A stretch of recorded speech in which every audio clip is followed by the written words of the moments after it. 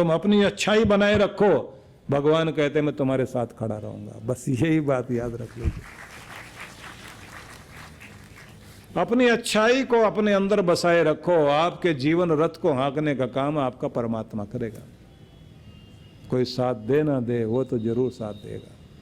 कोई और आपका सहारा बने ना बने, वो तो सहारा बनेगा ही। इसलिए सबसे पहला कार्य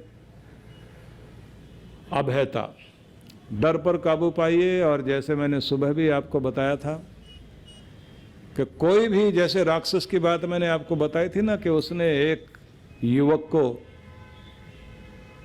अपने काबू में लिया, जब तक वो डरता रहा उससे काम कराता रहा। जिस दिन उसने डरना बंद कर दिया, उसने उसको उठा करके बाहर फेंक दिया और कह दिया अब तू मेरे काम का नहीं है। तो बहुत लोग आपको बच्चा जमूरा बनाने को तैयार हैं डराकर। बस ये डर से थोड़ा ऊपर उठें, और इसके लिए एक चीज जरूर करिए। पहले तो ये देखना शुरू करिए आप अपनी जिंदगी में किन किन चीजों से डरते हैं।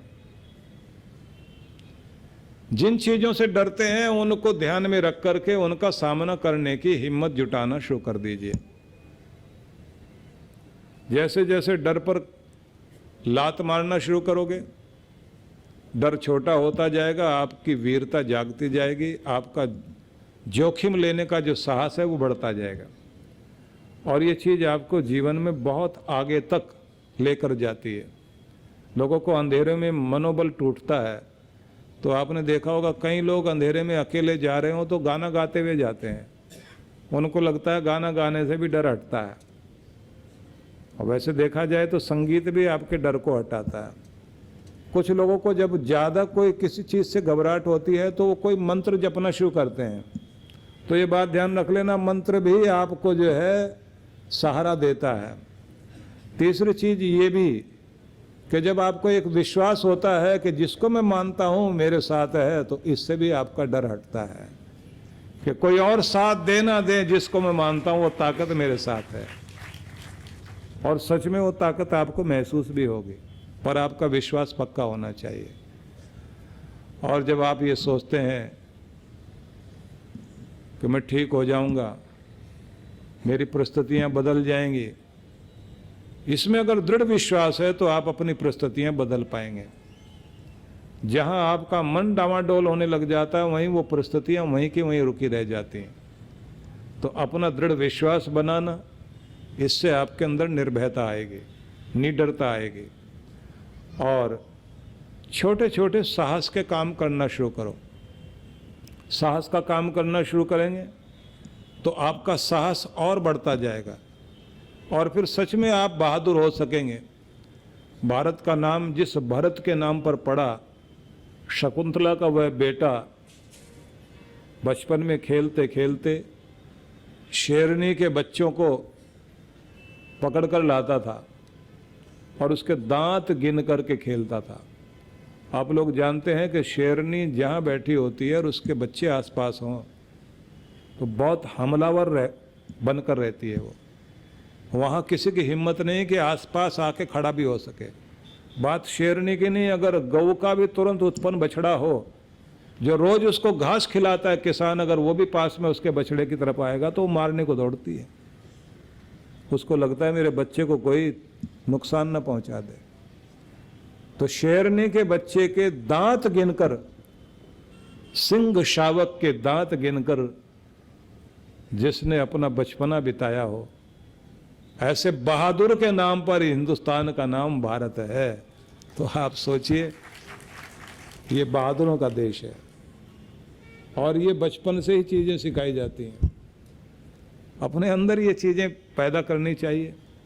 लोगों की हालत तो ये होती है कि अगर इंजेक्शन भी लगवाना होता है तो इंजेक्शन की तरफ देखते नहीं, और अगर देख लें तो उसके बाद कहते हैं थोड़ा सा ही लगाना भाई। और अगर आप हिम्मत करके सामने बैठते हैं, बांह सीधी रखें और ज़्यादा कसे भी नहीं अपने आप को, पता भी नहीं लगेगा कब वो सुई लगी, काम भी हो गया। और जो ज़्यादा डरे रहते हैं, मुट्ठी भी कसे रहते हैं, और ज़्यादा दर्द होता है, क्योंकि आपका डर आपको और ज़्यादा डरा देता है।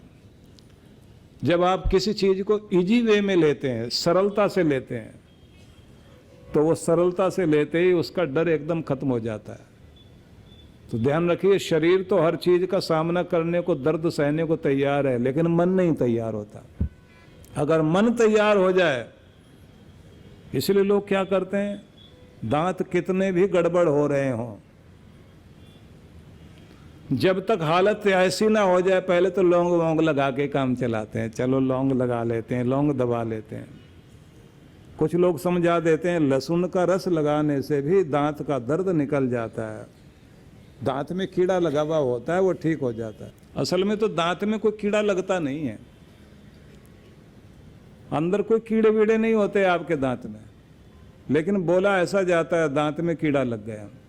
होता क्या है, जहाँ जहाँ भी आपके दांत में भोजन फंसता है, वो भोजन फंसने से वहीं वो दांत गलना शुरू हो जाता है और उसकी सड़न जो है आपके दांत की जड़ तक पहुँचने लग जाती है।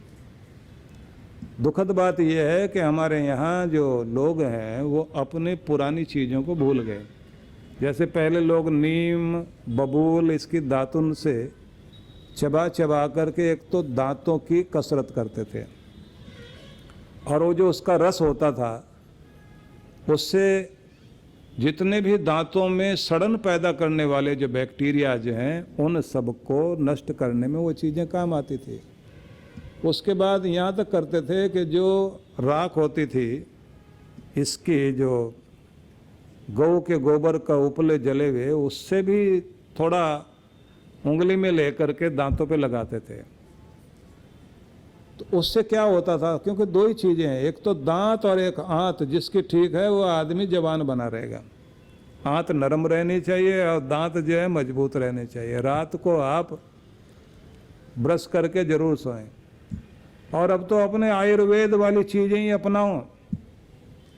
तो मैं आपसे ये बताना चाहता हूँ, जिस पर आपका ध्यान खींचना चाहता हूँ, कि आपके शरीर में पहुँचा हुआ कोई भी इस तरह का तत्व जब आपको बीमार करता है और आप अपनी ऋषि परंपरा से और अपनी स्वदेशी चीज़ों से दूर जाने लग जाते हैं, उसका परिणाम क्या होता है?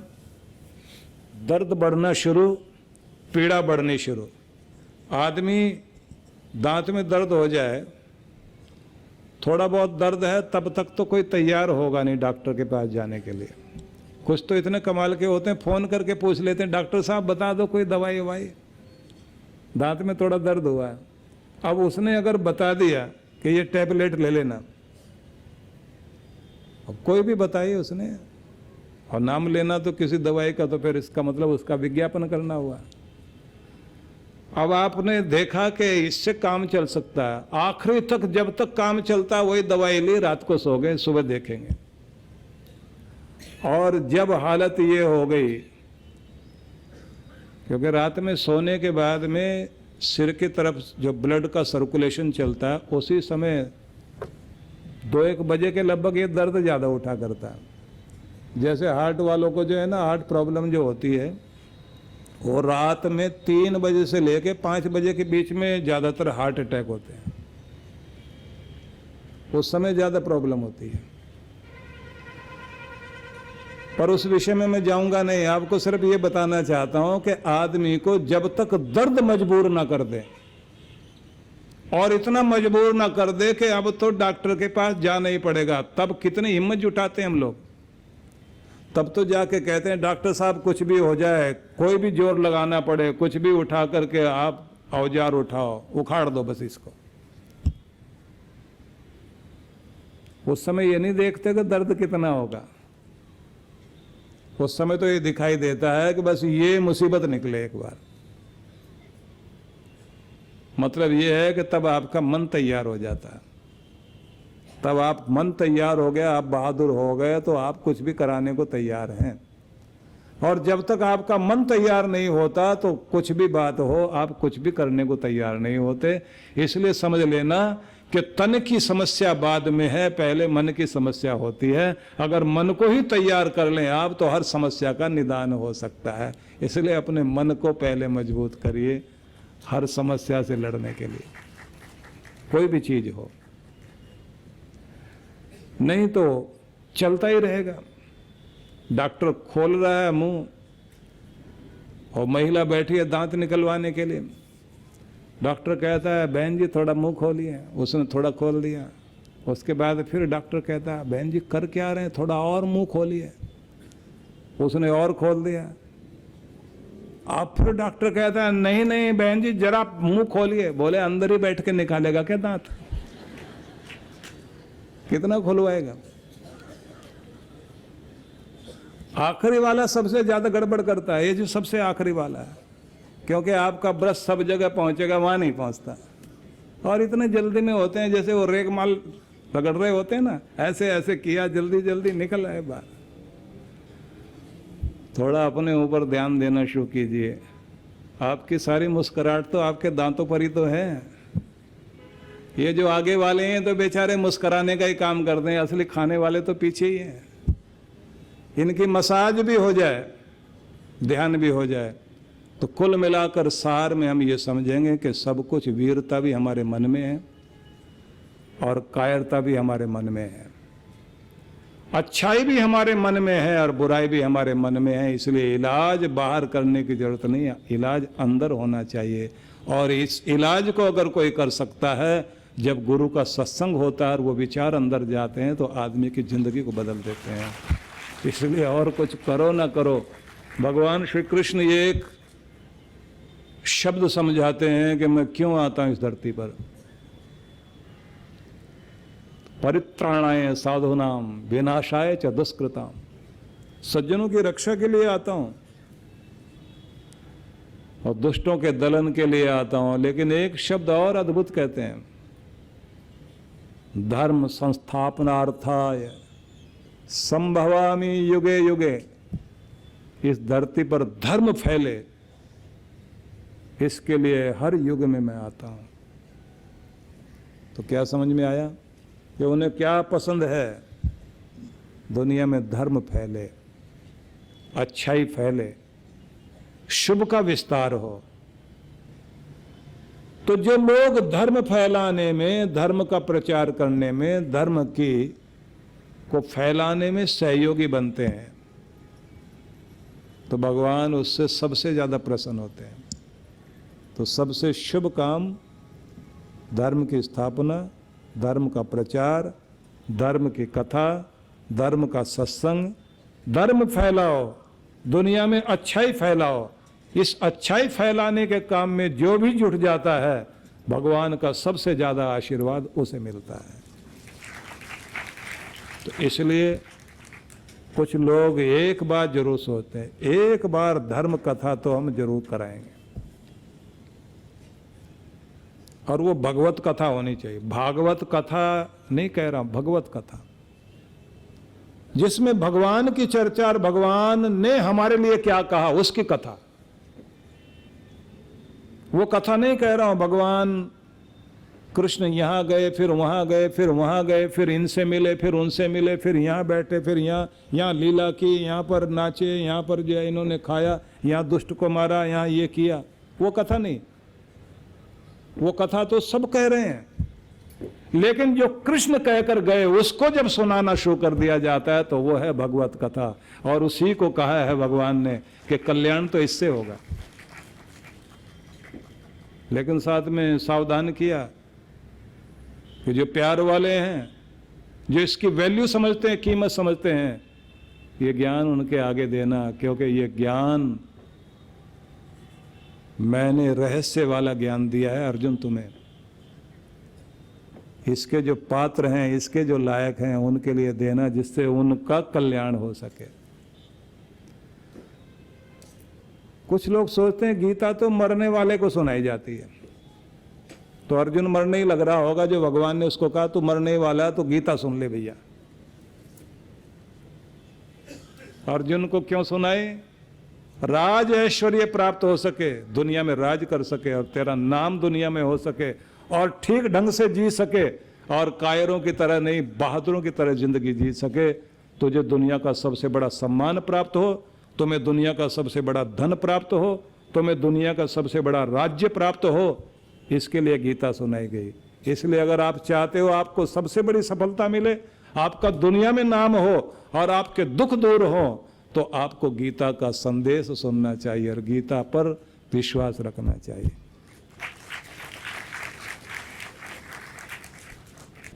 देखिए, मैं एक चीज और किया करता हूं कि आखिरी में कुछ टिप्स दिया करता हूं।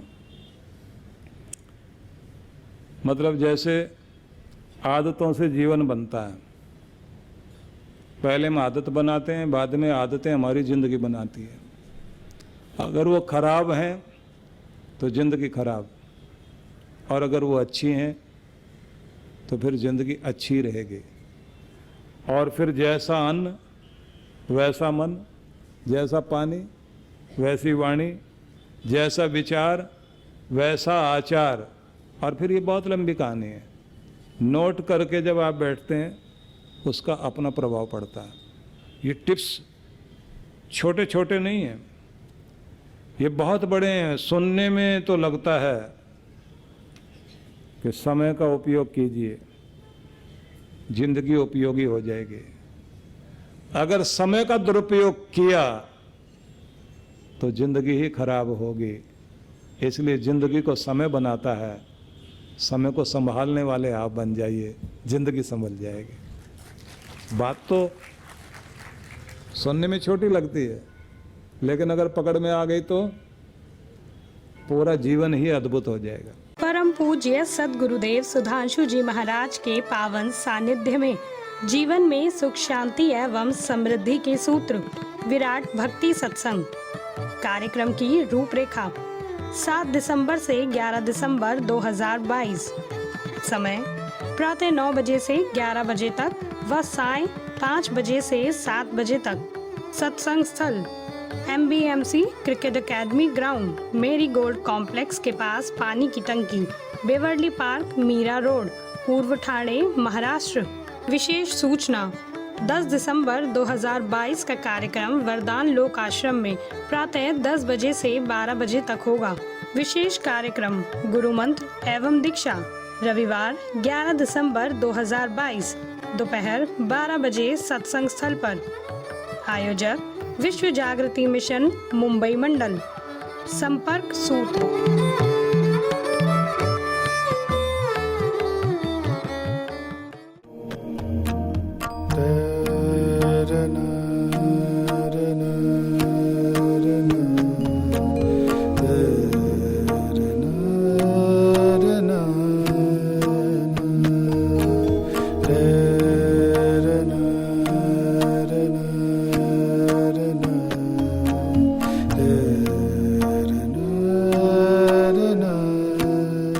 ध्यान योग व साधना के शिखर पर विराजमान डॉक्टर अर्चिका दीदी के द्वारा विदेशी धरती मॉरिशस में दिनांक 20 से 24 जनवरी 2023 तक आध्यात्मिक यात्रा का आयोजन होने जा रहा है।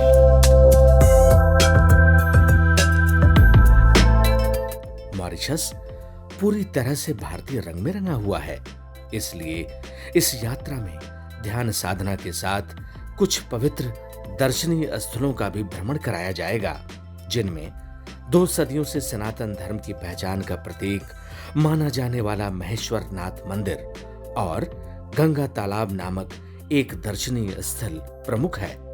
यहाँ 108 फीट ऊंची शिव प्रतिमा, इसको देखते ही शांति से आंखें बंद कर ध्यान साधना में जाने को मन करता है। हम सभी की इन्हीं भावनाओं को ध्यान में रखते हुए डॉक्टर अर्चिका दीदी के पावन सानिध्य में स्मरण शक्ति को बढ़ाने वाला ध्यान साधना शिविर आयोजित किया जा रहा है। आज ही पंजीकरण कराएं। अधिक जानकारी के लिए संपर्क करें 7291 986653 7291 986656 7291 986657।